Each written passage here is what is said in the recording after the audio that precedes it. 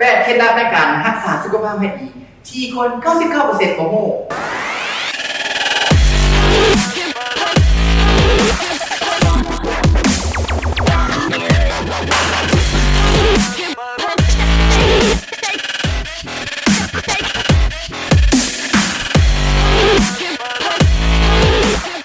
สบายดีท่านผู้ชมที่เคารพรักและนับถือเป็นอย่างสูง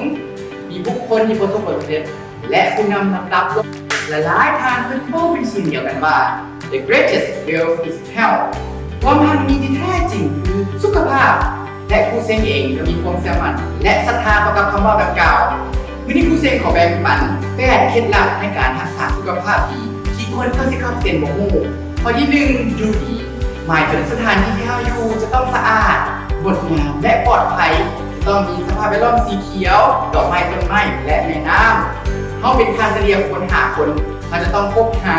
กับคนดีๆคิดดีคิดบวกและคิดแบบประสบความสำเร็จข้อ 2 กินดีมีคำสุภาษิตเป็นหมักเบาหวานกินหลายตายไวกินน้อยตายซ่า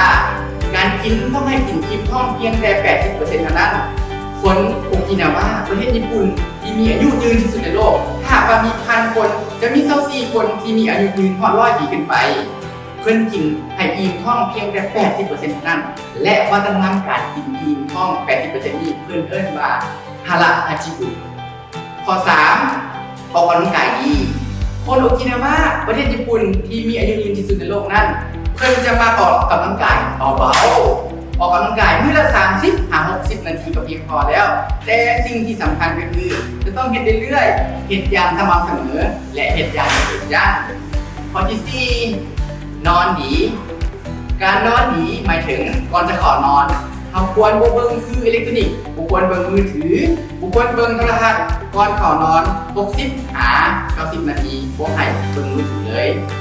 การที่เข้านอนที่ดีเนี่ยนั้นเราต้องอ่านปึ้งก่อนเข้านอนหรือว่าไปออกกำลังกายก่อนเช้าอาบแสงแดดในยามเช้าเพื่อให้ได้รับสารเซโรโทนินสารแห่งความสุขเพื่อให้เปลี่ยนเป็นสารเมโลโทนินให้เราได้นอนหลับดีในตอนคืนนั่นเอง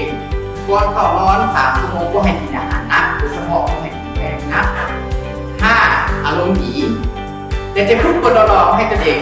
เกิดอารมณ์ดีนั่นก่อนอื่นความคิดมันจะต้องดีมันต้องคิดบวกที่สำคัญคือมันจะต้องได้คิดบวกเปรียบเทียบคนอื่นบ่เห็นแก่ตัวบ่ว่าแต่มีใส่ให้ป้ายสีอื่นขอพบประพฤติดี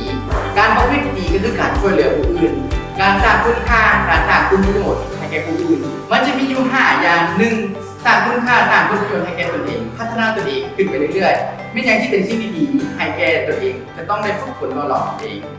2. สร้างคุณค่าแก่ครอบครัวให้ครอบครัวมีความสุข 3. สร้างคุณค่าแก่องค์กรที่เราอยู่เพื่อนร่วมงานจะต้องเป็นให้มีความสุข 4. สร้างคุณค่าให้แก่ลูกค้าและผู้ร่วมธุรกิจลูกค้าและผู้ร่วมธุรกิจเขาจะต้องเฮ็ดดีประพฤติดีต่อกับพวกเขาและ 5. สร้างคุณค่าแก่สภาพแวดล้อมและสังคมสภาพแวดล้อมที่เราอยู่จะต้องรักษาให้สะอาดและสังคมที่เราอยู่จะต้องได้ช่วยเหลือแบ่งปันเพื่อให้เกิดสิ่งดีๆให้แก่สังคมนี่ก็คือการประพฤติดีข้อ 7 เป้าดีคำเป้าแม่งสำคัญที่สุดคำเป้าที่ได้เราประสบความสำเร็จได้มีความสุขเวลาเราจะเป้าสิ่งใดสิ่งหนึ่งออกไปเราจะต้องได้คิดไต่ตองพิจารณาอย่างถี่ถ้วนใช้คำเป้าที่เป็นแรงบันดาลใจให้แก่ผู้อื่นสำคัญก็คือเราจะต้องเบิ่งจุดอ่อนเบิ่งแต่จุดดีน้อมซึ่งตรงจุดดีของเจ้าและข้อที่ 8 จินตนาการดีจินตนาการดีหมายถึงการรับตามโนภาพห่างกายแข็งแรงในอุดมคติของเราอาจจะรับตามโนภาพคิดถึงห่างกายของเราตอนอายุ 18-20 ปีว่าเราลุ่มว่าเรามีห่างกายที่งดงามจอยเรามีห่างกายที่แข็งแรงมีกล้ามซีที่แข็งแรงระบบห่างกายภายในไม่ว่าจะเป็นระบบเผาผลาญมีลำไส้สะอาดมีหัวใจแข็งแรงมีปอดสะอาดถ้าเราจินตนาการมโนภาพห่างกายที่แข็งแรงทุกๆมื้อแน่นอนเราจะมีสุขภาพดีผู้เซ็งขอทบทวนคืน8 หัวข้อในการรักษาสุขภาพดี 1. อยู่ดี 2. กินดี 3. ออกกำลังกายดี 4. นอนดี 5. อารมณ์ดี 6. ประพฤติดี 7. เป้าดี 8. จินตนาการดีนี่ก็คือ8 หัวข้อถ้าทานให้ได้ทานจะมีสุขภาพดีแน่นอนผู้เซ็งเชื่อมั่นมาในนั้นถ้าผู้ทานคิดว่าคลิปนี้มีประโยชน์กรุณากดไลค์กดแชร์เพื่อให้ผู้เซ็งได้มีพลัง และกำลังใจในการสร้างคลิปต่อไปด้วยขอขอบใจ